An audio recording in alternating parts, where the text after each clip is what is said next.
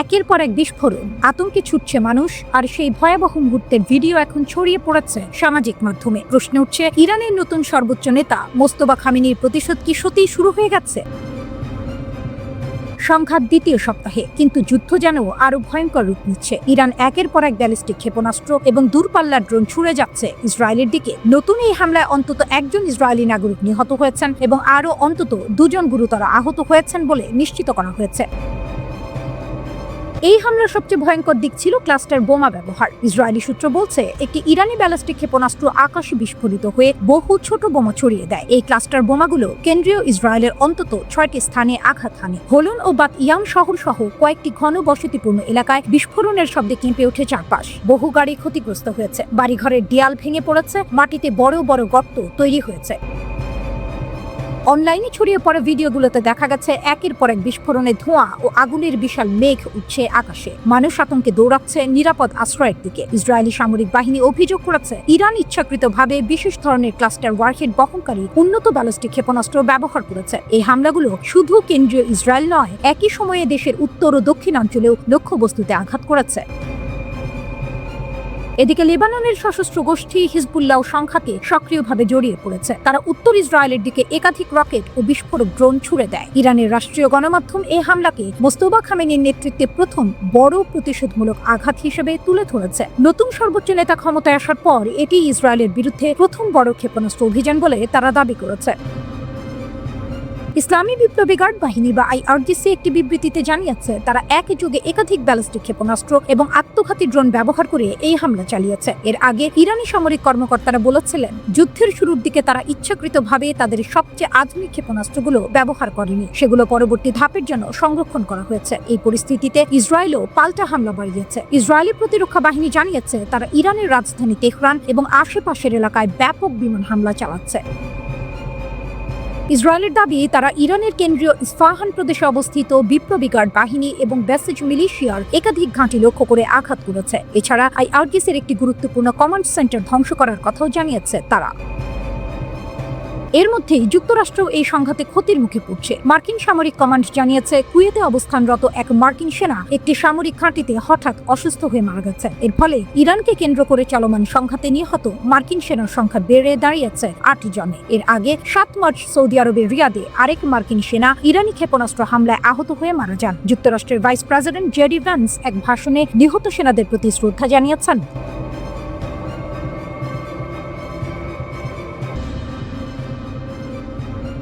যুদ্ধ থামবে না এত সহজে, দীর্ঘ সংঘাতের জন্য প্রস্তুত ইরান। তেহরান থেকে আসছে কঠোর বার্তা, আর সেই বার্তা শুনে যুক্তরাষ্ট্র ইসরায়েল শঙ্কায়। ইরানের এক শীর্ষ কর্মকর্তা সরাসরি জানিয়ে দিয়েছেন, যুক্তরাষ্ট্রের সঙ্গে দীর্ঘস্থায়ী যুদ্ধের জন্য পুরোপুরি প্রস্তুত তাদের দেশ। শুধু তাই নয়, উপসাগরীয় অঞ্চলে চাপ বাড়িয়ে এমন পরিস্থিতি তৈরি করা হবে যাতে অন্য দেশগুলো নিজেরাই যুক্তরাষ্ট্রকে এই সংঘাত থামাতে বাধ্য করে। ইরানের সর্বোচ্চ নেতার পররাষ্ট্রনীতি বিষয়ক উপদেষ্টা কামাল খারাজি তেহরানে বসে যুক্তরাষ্ট্র ভিত্তিক সংবাদ মাধ্যম CNN-কে দেয়া এক বিশেষ সাক্ষাৎকারে এই মন্তব্য করেছেন। যুদ্ধের 10ম দিনে তার বক্তব্য স্পষ্ট করে দিয়েছে, ইরান এখন আর সহজে পিছু হটার কথা ভাবছে না। খারাজি সোজা ভাষায় বলেছেন, এই মুহূর্তে কূটনৈতিক সমাধানের কোনো সুযোগ তিনি দেখছেন না। তার অভিযোগ, মার্কিন প্রেসিডেন্ট ডোনাল্ড ট্রাম্প প্রতিশ্রুতি রক্ষা করেননি এবং আলোচনার সময়ে ইরানের উপর হামলা চালানো হয়েছে। তার ভাষায়, আমি কূটনীতির আর কোনো সুযোগ দেখি না, কারণ ট্রাম্প অন্যদের প্রতারিত করেছেন। আমরা যখন আলোচনায় ছিলাম তখনই তারা আমাদের উপর আঘাত হেনেছে। খারাজি মনে করেন, এই যুদ্ধ শেষ হবে কূটনীতির মাধ্যমে নয়, বরং অর্থনৈতিক চাপে। যুদ্ধ যত দীর্ঘ হবে ততই বাড়বে মূল্যস্ফীতি, জ্বালানি সংকট এবং বৈশ্বিক অর্থনৈতিক চাপ, আর সেই চাপই শেষ পর্যন্ত অন্য দেশগুলোকে হস্তক্ষেপ করতে বাধ্য করবে। তিনি বলেন, এই যুদ্ধ অন্যদের উপরও বিশাল অর্থনৈতিক চাপ তৈরি করছে। মূল্যস্ফীতি বাড়ছে, জ্বালানি সংকট তৈরি হচ্ছে। যুদ্ধ চলতে থাকলে এই চাপ আরো বাড়বে, তখন অন্যদের হস্তক্ষেপ করা ছাড়া কোনো উপায় থাকবে না। তার বক্তব্যের ইঙ্গিত পরিষ্কার, ইরান চায় উপসাগরীয় আরব দেশগুলো সহ বিশ্বের অন্যান্য শক্তি যুক্তরাষ্ট্রের ওপর চাপ সৃষ্টি করুক, যাতে যুদ্ধ বন্ধ করতে ওয়াশিংটন বাধ্য হয়। এদিকে যুদ্ধ শুরু হওয়ার পর থেকেই মধ্যপ্রাচ্যের বিভিন্ন জায়গায় একের পর এক হামলা চালিয়েছে ইরান। তেহরানের দাবি, তারা মূলত উপসাগরীয় অঞ্চলে মার্কিন স্বার্থ সংশ্লিষ্ট সামরিক স্থাপনাগুলোকে লক্ষ্যবস্তু করেছে। এই হামলার প্রভাব এখন বিশ্ব জুড়েই অনুভূত হচ্ছে, বিশেষ করে জ্বালানি বাজারে দেখা দিয়েছে বড় ধরনের অস্থিরতা। যুদ্ধের কারণে বিশ্বের অন্যতম গুরুত্বপূর্ণ সমুদ্রপথ হরমুজ প্রণালী দিয়ে নৌ চলাচল প্রায় বন্ধ হয়ে গেছে। এর ফলে সোমবার আন্তর্জাতিক বাজারে অপরিশোধিত তেলের দাম ব্যারেল প্রতি $100 ছাড়িয়ে গেছে। যুদ্ধের সামরিক দিক থেকেও নতুন তথ্য সামনে এসেছে। ইরানের রিভলিউশনারি গার্ড কোর বা আইআরজিসির এক মুখপাত্র জানিয়েছেন, এই সংঘাতে তেহরান এখন পর্যন্ত তাদের মোট সামরিক সক্ষমতার প্রায় 60% ব্যবহার করেছে। এর অর্থ হলো ইরানের হাতে এখনো বিশাল সামরিক শক্তি মজুত রয়েছে। এদিকে ইরানের নেতৃত্বেও এসেছে বড় পরিবর্তন। যুক্তরাষ্ট্র ও ইসরায়েলের হামলায় নিহত আয়াতুল্লাহ আলী খামেনির দ্বিতীয় পুত্র মোজতবা খামেনি এখন দেশের নতুন সর্বোচ্চ নেতা হিসেবে নির্বাচিত হয়েছেন। বিশ্লেষকদের মতে এই সিদ্ধান্ত সংঘাতকে আরো তীব্র করে তুলতে পারে। মার্কিন প্রেসিডেন্ট ডোনাল্ড ট্রাম্প ইতিমধ্যেই মোজতবা খামেনির নিয়োগকে অগ্রহণযোগ্য বলে মন্তব্য করেছেন। তবে এ বিষয়ে খারাজির প্রতিক্রিয়া ছিল সংক্ষিপ্ত ও তীক্ষ্ণ। তিনি বলেন, এটি ট্রাম্পের বিষয় নয়। ইরানের Islamic revolutionary guard corps IRGC ঘোষণা করেছে যে তারা অপারেশন ট্রু প্রমিস 4 এর 28তম ধাপ শুরু করেছে। এতে নতুন প্রজন্মের ক্ষেপণাস্ত্র ব্যবহার করা হয়েছে এবং লক্ষ্যবস্তু করা হয়েছে ইসরায়েলের শহরগুলো ও একটি মার্কিন সামরিক ঘাঁটি। এক বিবৃতিতে আইআরজিসি জানায়, সর্বশেষ এই হামলায় তারা খাইবার ক্ষেপণাস্ত্র ব্যবহার করেছে। এসব ক্ষেপণাস্ত্রে অত্যন্ত ভারী ওয়ারহেড রয়েছে এবং এগুলোকে নতুন প্রজন্মের ক্ষেপণাস্ত্র ব্যবস্থার অংশ হিসেবে বর্ণনা করা হয়েছে। হামলার লক্ষ্য ছিল বীর আল সাবা, তেল আবিব এবং আল আজরাক বিমান ঘাঁটির সঙ্গে সম্পর্কিত অবকাঠামো। এই ঘাঁটিটি যুক্তরাষ্ট্রের বিমান ব্যবহার করা সবচেয়ে বড় এবং গুরুত্বপূর্ণ আক্রমণাত্মক ঘাঁটি হিসেবে পরিচিত। এদিকে ইরানের কর্মকর্তারা যুদ্ধ চালিয়ে যাওয়ার প্রস্তুতির ইঙ্গিত দিয়েছেন। ইরানের খাতাম আল আম্বিয়া সেন্ট্রাল হেডকোয়ার্টারের commander major general Ali Abdullahi Aliabadi ঘোষণা করেন, শত্রুদের পরাজিত না করা পর্যন্ত ইরান যুদ্ধ চালিয়ে যাবে। তিনি ইরানের উন্নত ক্ষেপণাস্ত্র ভান্ডারের সক্ষমতার কথাও তুলে ধরেন। আলিয়াবাদী বলেন, আমরা যুদ্ধ চালিয়ে যাব যতক্ষণ না শত্রুদের দমন করি এবং তাদের অনুতপ্ত করি। তিনি আরো বলেন, ইরানের অস্ত্র আগের চেয়ে আরো উন্নত এবং এগুলোর নির্ভুলতা ও নমনীয়তা অনেক বেশি। ইরানি কমান্ডার আরো বলেন, শত্রুরা বলেছে তারা আমাদের কাছে কত ক্ষেপণাস্ত্র আছে তা জানে। আমরা তাদের বলি, যুদ্ধক্ষেত্রে সেগুলো গুনে নিন। তিনি আরো বলেন, মার্কিন ইসরায়েলি শত্রুরা সবসময় ভুল হিসেব করে। আমরা তাদের বহুবার সতর্ক করেছি যে আমরা মাঠে জবাব দেব। তিনি আশা প্রকাশ করেন, শত্রুরা বুঝতে পেরেছে যে আমরা শুধু কথা বলি না, আমরা কাজ করি। Islamic revolutionary guard corps IRGC এর জনসংযোগ দপ্তর ঘোষণা করেছে যে খাইবার শিকান ক্ষেপণাস্ত্র ব্যবস্থার মাধ্যমে হাইফা তেল শোধনাগারে হামলা চালানো হয়েছে। তারা জানায়, তেহরান তেল শোধনাগারে যুক্তরাষ্ট্র ইসরায়েলের হামলার প্রতিশোধ হিসেবেই এই আঘাত করা হয়েছে। বিবৃতিতে বলা হয়, অপারেশন ট্রু প্রমিস 4 এর 27তম ধাপ সফলভাবে পরিচালিত হয়েছে। এতে ড্রোন ও ক্ষেপণাস্ত্র ব্যবহার করে যুক্তরাষ্ট্র ও ইসরায়েলের বিভিন্ন লক্ষ্যবস্তুতে জটিল সমন্বিত অভিযান চালানো হয়। বিবৃতিতে আরো বলা হয়, এই বহুমাত্রিক কৌশলগত অভিযানের সময় দখলকৃত ফিলিস্তিনি ভূখণ্ডের উত্তরাঞ্চলের হাইফায় ইসরায়েলের সামরিক স্থাপনাগুলোকে অত্যন্ত নিখুঁতভাবে লক্ষ্য করা হয়। আইআরজিসি এর অ্যারোস্পেস বাহিনী পরিচালিত নতুন সলিড ফুয়েল খাইবার শেকান ক্ষেপণাস্ত্র ব্যবহার করে এই হামলা চালানো হয়, যেগুলো আঘাতের মুহূর্ত পর্যন্ত নিয়ন্ত্রণ করা যায়। বিবৃতিতে আরো বলা হয়, ড্রোন ইউনিটগুলি মারিনা এলাকায় অবস্থানরত মার্কিন সামরিক সদস্যদের একটি স্থাপনাকেও সফলভাবে লক্ষ্য করে হামলা চালায়। এই এলাকা ওয়ার্নার ব্রাদার্সের ভবনের কাছাকাছি অবস্থিত। এছাড়া আইআরজিসি এর নৌবাহিনী মার্কিন পঞ্চম নৌবহরের মানববিহীন নৌযানের কমান্ড ইউনিটে গোলাবর্ষণ করে। পাশাপাশি বান্দার সালমান এলাকায় থাকা মার্কিন সামরিক সহায়তা গুদামেও আঘাত হানা হয়। আইআরজিসি জানায়, তাদের মাঠ পর্যায়ের পর্যবেক্ষণে দেখা গেছে ইসরায়েল তাদের সামরিক বাহিনীকে রক্ষা করার জন্য দখলকৃত ফিলিস্তিনি ভূখণ্ডের উত্তর ও মধ্যাঞ্চলের বাসিন্দাদের মানব ঢাল হিসেবে ব্যবহার করার চেষ্টা করছে।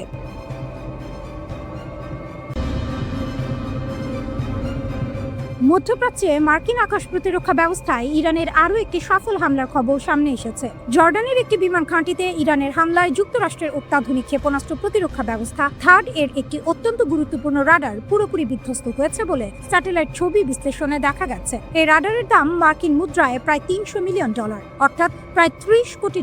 মার্কিন সংবাদ মাধ্যম CNN ও ব্লুমবার্গ এর প্রতিবেদনে এই তথ্য উঠে এসেছে। বাণিজ্যিক স্যাটেলাইট থেকে পাওয়া ছবি বিশ্লেষণ করে দেখা গেছে জর্ডানের মুয়াফাক সালতি বিমান ঘাঁটিতে অবস্থানরত মার্কিন কোম্পানি RTX কর্পোরেশন নির্মিত AN টাইপ 2 রাডারটি আনুষঙ্গিক সরঞ্জাম সহ ধ্বংস হয়ে গেছে। ইরানের সঙ্গে ইসরায়েল ও যুক্তরাষ্ট্রের সামরিক সংঘাত শুরুর দিকেই এই হামলা চালানো হয়। সংবাদ মাধ্যম CNN এবং বিভিন্ন বাণিজ্যিক স্যাটেলাইট সংস্থা এই ধ্বংসযজ্ঞের ছবি প্রকাশ করেছে। পরবর্তীতে একজন মার্কিন কর্মকর্তা ঘটনার সত্যতা নিশ্চিত করেছেন। তিনি জানান, এই রাডারটি পারস্য উপসাগরীয় অঞ্চলে মার্কিন ক্ষেপণাস্ত্র প্রতিরক্ষা ব্যাটারিগুলো পরিচালনার জন্য অত্যন্ত গুরুত্বপূর্ণ ছিল। প্রতিরক্ষা বিশেষজ্ঞদের মতে এই থার্ড রাডারটি ধ্বংস হওয়া যুক্তরাষ্ট্রের জন্য বড় ধরনের কৌশলগত ক্ষতি। Foundation for defence of democracy এর দেয়া তথ্য মতে গত 28 ফেব্রুয়ারি এবং 3 মার্চ জর্ডানে ইরান দুটি বড় হামলা চালায়। যদিও দাবি করা হয়েছিল হামলাগুলো প্রতিহত করা হয়েছে, কিন্তু বাস্তবে তাদের হামলায় এই রাডারটি রক্ষা করা সম্ভব হয়নি। Centre for strategic and international studies CSIS এর বিশেষজ্ঞ টম কারাকো জানিয়েছেন, পুরো বিশ্বে যুক্তরাষ্ট্রের মাত্র 8টি থার্ড ক্ষেপণাস্ত্র প্রতিরক্ষা ব্যবস্থা রয়েছে। একটি পূর্ণাঙ্গ থার্ড সিস্টেমের দাম প্রায় $1 বিলিয়ন। এর মধ্যে শুধু রাডারটির দামই প্রায় $300 মিলিয়ন। 2012 সালের পরিকল্পনা অনুযায়ী এই প্রতিরক্ষা ব্যবস্থা পরিচালনার জন্য আমেরিকার প্রয়োজন ছিল 9টি ব্যাটারি, কিন্তু বাস্তবে 8টি ব্যাটারি দিয়েই কাজ চালানো হচ্ছিল। এখন জর্ডানে থাকা রাডারটি বিধ্বস্ত হওয়ায় এই মুহূর্তে ব্যাকআপ হিসেবে তাদের আর কোনো অতিরিক্ত রাডার নেই। থার্ড কেন এত গুরুত্বপূর্ণ? থার্ড বা terminal high altitude area defence এমন একটি ক্ষেপণাস্ত্র প্রতিরক্ষা ব্যবস্থা যা বায়ুমণ্ডলের একেবারে শেষ প্রান্তে থাকা ব্যালিস্টিক ক্ষেপণাস্ত্র ধ্বংস করতে পারে। এটি প্যাট্রিয়ট ক্ষেপণাস্ত্রের চেয়েও অনেক বেশি শক্তিশালী এবং নির্ভুল। একটি থার্ড ব্যাটারিতে 90 জন সেনা সদস্য থাকে। এছাড়া এতে থাকা 6টি ট্রাক মাউন্ট করা লঞ্চার এবং 48টি ইন্টারসেপ্টর ক্ষেপণাস্ত্র। প্রতিটি ইন্টারসেপ্টর ক্ষেপণাস্ত্রের দাম প্রায় $13 মিলিয়ন। এই রাডারটি অকেজো হয়ে যাওয়ায় ওই অঞ্চলের আকাশ প্রতিরক্ষার পুরো দায়িত্ব এখন প্যাট্রিয়ট সিস্টেমের উপর পড়বে। তবে বিশেষজ্ঞরা সতর্ক করে বলেছেন, প্যাট্রিয়ট সিস্টেমের জন্য প্রয়োজনীয় প্যাকেট 3 ক্ষেপণাস্ত্রের মজুদ বর্তমানে খুবই কম। এদিকে ইরানের লাগাতার ড্রোন ও ব্যালিস্টিক ক্ষেপণাস্ত্র হামলার কারণে মধ্যপ্রাচ্যে মার্কিন প্রতিরক্ষা ব্যবস্থা এখন তীব্র চাপের মুখে রয়েছে। এই সংকট মোকাবিলা করতে এবং দ্রুত অস্ত্র উৎপাদন বাড়ানোর জন্য গত শুক্রবার হোয়াইট হাউসে মার্কিন প্রতিরক্ষা সদর দপ্তর পেন্টাগন বড় বড় প্রতিরক্ষা ঠিকাদার প্রতিষ্ঠান যেমন লকহিড মার্টিন ও RTX এর সঙ্গে জরুরি বৈঠক করেছে।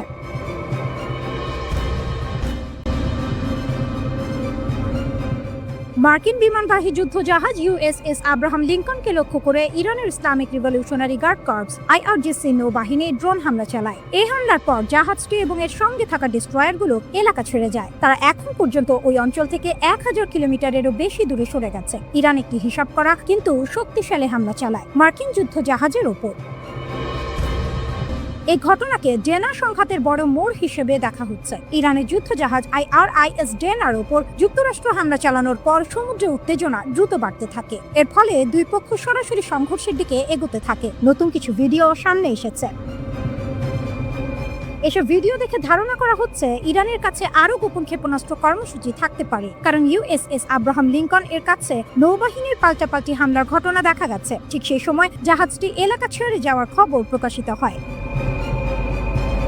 ইরান একই সঙ্গে দীর্ঘ পাল্লার একটি নতুন উপকূল ভিত্তিক ক্ষেপণাস্ত্র পরীক্ষা করেছে। এর ফলে খোলা সমুদ্রে তাদের আঘাত করার ক্ষমতা আরো বেড়েছে। 6 মার্চ ইরানের নৌবাহিনী প্রতিশোধ নেওয়ার অঙ্গীকার বাস্তবায়ন করে। তারা উপকূল থেকে সমুদ্রে লক্ষ্য করে একটি ক্ষেপণাস্ত্র ছোড়ে USS আব্রাহাম লিঙ্কনের দিকে। এই হামলাকে সাম্প্রতিক মার্কিন পদক্ষেপের জবাব হিসেবে দেখা হচ্ছে। এতে ইরান দেখাতে চেয়েছে যে তারা নিজেদের শর্তে পাল্টা জবাব দিতে প্রস্তুত। এই হামলার ঠিক আগে যুক্তরাষ্ট্র ইরানের ফ্রিগেট IRIS ডেনা এ হামলা চালায়। তখন জাহাজটি একটি নৌ মহড়ায় অংশ নিচ্ছিল। এর ফলে ইরান ও যুক্তরাষ্ট্রের মধ্যে উত্তেজনা আরো বেড়ে যায়। নৌবাহিনীর ক্যাডেটদের একটি প্রশিক্ষণ মিশন দিয়েই ঘটনাটি শুরু হয়েছিল, কিন্তু যুক্তরাষ্ট্রের হামলার পর এটি জাতীয় শোকের ঘটনায় পরিণত হয়।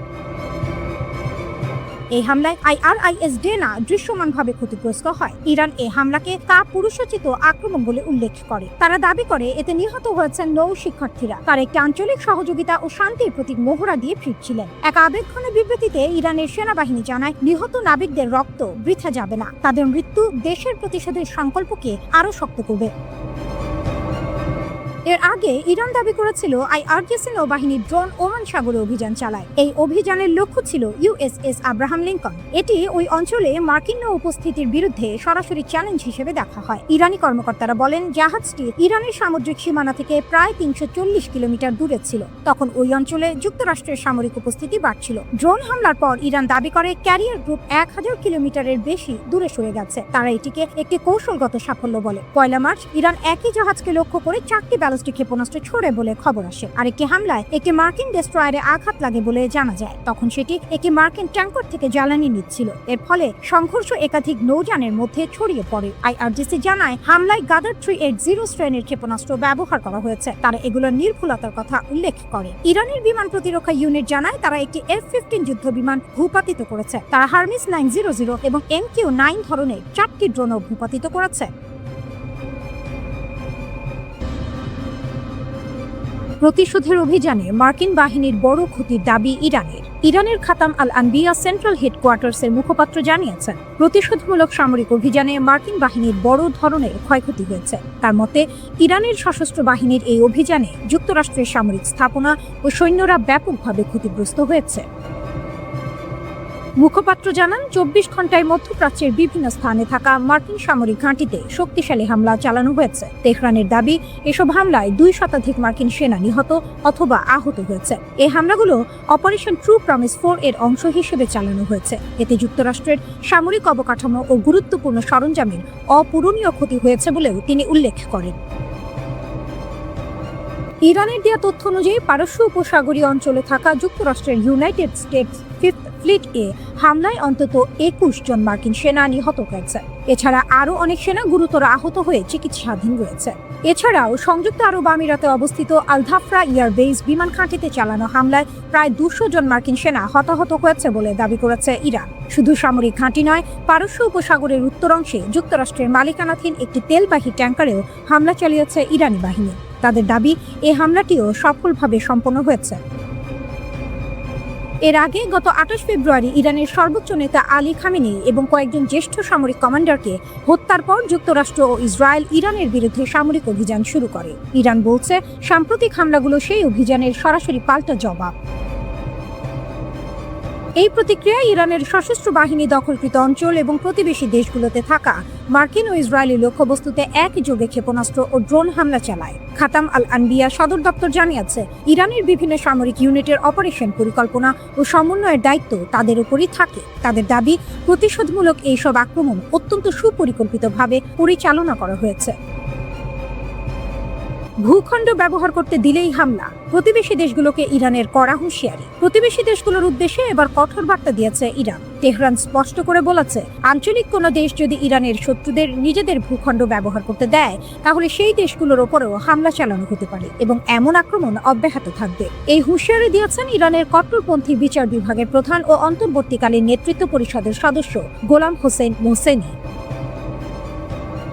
বার্তা সংস্থা এজেন্স ফ্রান্স প্রেস এর প্রতিবেদনে বলা হয়েছে, ইরানের সশস্ত্র বাহিনীর কাছে থাকা তথ্য অনুযায়ী মধ্যপ্রাচ্যের কিছু দেশ সরাসরি বা পরোক্ষভাবে তাদের ভূখণ্ড শত্রুপক্ষকে ব্যবহারের সুযোগ দিচ্ছে। মোহসেনি বলেন, যেসব জায়গা থেকে ইরানের বিরুদ্ধে হামলার জন্য সহায়তা, সরঞ্জাম বা সুবিধা দেওয়া হচ্ছে, সেসব স্থানকে ইরান লক্ষ্যবস্তু হিসেবে বিবেচনা করবে। তিনি আরও বলেন, দেশের নিরাপত্তা নিশ্চিত করতে ইরান এ ধরনের লক্ষ্যবস্তুতে শক্তিশালী হামলা চালিয়ে যাবে। এদিকে বাহরাইনে মার্কিন ঘাঁটি লক্ষ্য করে ইরান হামলা চালিয়েছে বলে জানিয়েছে ইরানের ইসলামী বিপ্লবী গার্ড কোর আইআরজিসি। বাহরাইনে জুফায়ের ঘাঁটি লক্ষ্য করে এই ক্ষেপণাস্ত্র হামলা চালানো হয়েছে। আইআরজিসি বলেছে, কাশ্মীর একটি পানির প্ল্যান্টের ওপর মার্কিন হামলার জবাবে হিসেবে এই হামলা চালানো হয়েছে।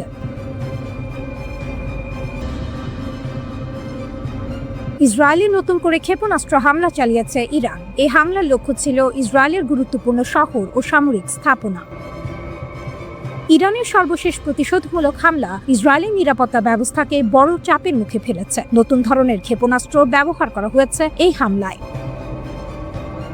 অপারেশন ট্রু প্রমিস 4 এর 24তম ধাপে এমন একটি ক্ষেপণাস্ত্র ব্যবহার করা হয়েছে যা আগে কখনো দেখা যায়নি বলে দাবি করা হচ্ছে। এই হামলার পর বড় প্রশ্ন উঠেছে, ইসরায়েল কি হঠাৎ করেই এই আঘাতে বিস্মিত হয়েছে? কারণ অনেক ক্ষেত্রে বেসামরিক মানুষদের কাছে বিমান হামলার সতর্কবার্তা দেরিতে পৌঁছেছে বলে খবর এসেছে। এখন সবচেয়ে বড় আশঙ্কা হচ্ছে, ইসরায়েলের আকাশ প্রতিরক্ষা ব্যবস্থা হয়তো ইরানের নতুন প্রজন্মের ক্ষেপণাস্ত্রের গতি সামাল দিতে হিমশিম খাচ্ছে। ইসলামিক রিভলিউশনারি গার্ড কর্পস বা আইআরজিসি এক বিবৃতিতে জানায়, হামলায় ছোড়া প্রতিটি ক্ষেপণাস্ত্রই তাদের নির্ধারিত লক্ষ্যবস্তুতে আঘাত করেছে। হামলায় দক্ষিণ ও মধ্য ইসরায়েলের বিভিন্ন এলাকায় সাইরেন বাজতে শুরু করে। বীরশেবা শহরের বাসিন্দারা একাধিক শক্তিশালী বিস্ফোরণের শব্দ শুনেছেন বলে জানান। আইআরজিসি দাবি করে বীরশেবায় ছোড়া ক্ষেপণাস্ত্রগুলো প্রযুক্তি কেন্দ্র, সাইবার নিরাপত্তা স্থাপনা এবং ইসরায়েলের যুদ্ধ প্রচেষ্টার সঙ্গে যুক্ত সামরিক কেন্দ্রগুলোতে আঘাত হানে। আইআরজিসি সংশ্লিষ্ট কিছু গণমাধ্যম জানায় একটি ইরানি ক্ষেপণাস্ত্র তেল আবিবে আঘাত করার কয়েক মিনিটের পর বিস্ফোরিত হয়। এতে ধারণা করা হচ্ছে এটি দেরিতে বিস্ফোরণ ঘটানোর বিশেষ ওয়ারহেড ছিল। আইআরজিসি জানিয়েছে ইসরায়েল যখন ইরানের মেহরাবাদ বিমানবন্দর এলাকায় হামলা চালায় তার কিছুক্ষণ পরে এই ক্ষেপণাস্ত্র হামলা শুরু হয়। একই সময় ইসরায়েলের হোম ফ্রন্ট কমান্ড লক্ষণীয়ভাবে আগাম সতর্কবার্তার সময় কমিয়ে দেয়। একটি ঘটনায় স্থানীয় সময় সন্ধ্যা 7:16 সতর্কবার্তা দেওয়া হয়। মাত্র 3 মিনিট পরে সাইরেন বাজতে শুরু করে, ফলে মানুষের আশ্রয় নেওয়ার সময় খুব কম ছিল।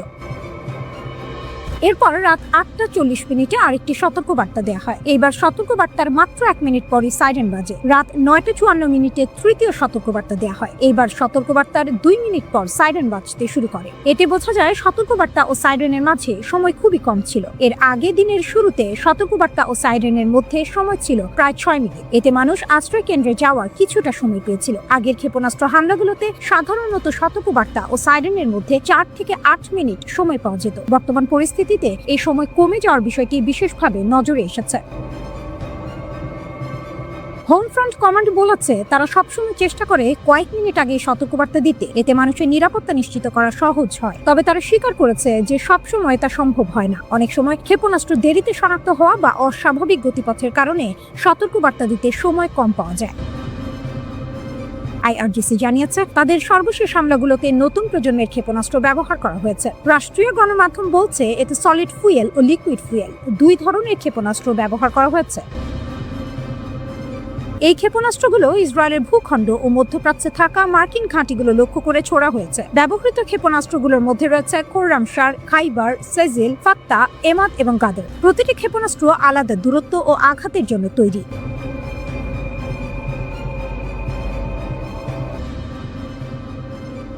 ইরানের শাহেদ সিরিজের কামিকাজে ড্রোন এখন যুদ্ধক্ষেত্রে বড় ধরনের আতঙ্ক হয়ে উঠেছে। এই ড্রোনে জ্বালানি সাশ্রয়ী ইঞ্জিন রয়েছে, রাডার এড়িয়ে যাওয়ার ক্ষমতা আছে এবং এটি 40 থেকে 50 কেজি বিস্ফোরক বহন করতে পারে। মাত্র 20,000 থেকে 50,000 মার্কিন ডলার খরচে একটি শাহেদ ড্রোন তৈরি করা সম্ভব। বড় সংখ্যায় উৎপাদন করা যায় বলে এই ড্রোনগুলো দিয়ে সহজেই যে কোনো দেশের আকাশ প্রতিরক্ষা ব্যবস্থাকে বিভ্রান্ত করা যায়।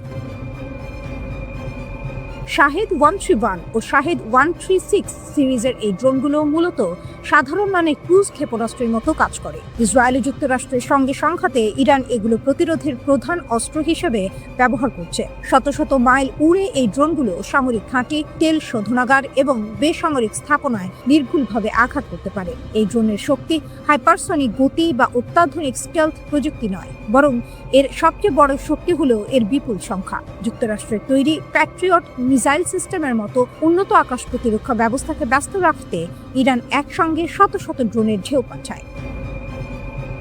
সংক্ষেপে বললে ইরানের কৌশল হলো এই উড়ন্ত ক্ষেপণাস্ত্র দিয়ে প্রথমে প্রতিপক্ষের রাডার ও আকাশ প্রতিরক্ষা ব্যবস্থাকে অকার্যকর করে দেয়া, এরপর বড় ও শক্তিশালী ব্যালিস্টিক ক্ষেপণাস্ত্র দিয়ে হামলা চালানো যাতে সেগুলো সহজেই লক্ষ্যবস্তুতে আঘাত করতে পারে। দ্য নিউ ইয়র্ক টাইমস সহ বিভিন্ন সংবাদ মাধ্যমের প্রতিবেদন অনুযায়ী ইরান এ পর্যন্ত 2000-এর বেশি ড্রোন ছুড়েছে। তবে মার্কিন প্রযুক্তির প্যাট্রিয়ট মিসাইল সিস্টেম বা থার্ড ব্যবস্থার কার্যকারিতাও উল্লেখ করার মতো। ইউনাইটেড আরব আমিরাত জানিয়েছে তাদের আকাশ প্রতিরক্ষা ব্যবস্থা এসব ড্রোনের 90% বেশি প্রতিহত করতে পেরেছে। অন্য কিছু দেশ আবার দাবি করেছে তাদের সাফল্যের হার 96% পর্যন্ত। তবে আশ্চর্যের বিষয় হলো এসব ড্রোনের বেশিরভাগ ধ্বংস করা হলেও ইরানের জন্য তা এক ধরনের সাফল্য, কারণ মাত্র $20,000 একটি ড্রোন ভূপাতিত করতে যুক্তরাষ্ট্রকে প্রায় $40 লাখ মূল্যের শক্তিশালী প্রতিরক্ষা ক্ষেপণাস্ত্র ব্যবহার করতে হয়।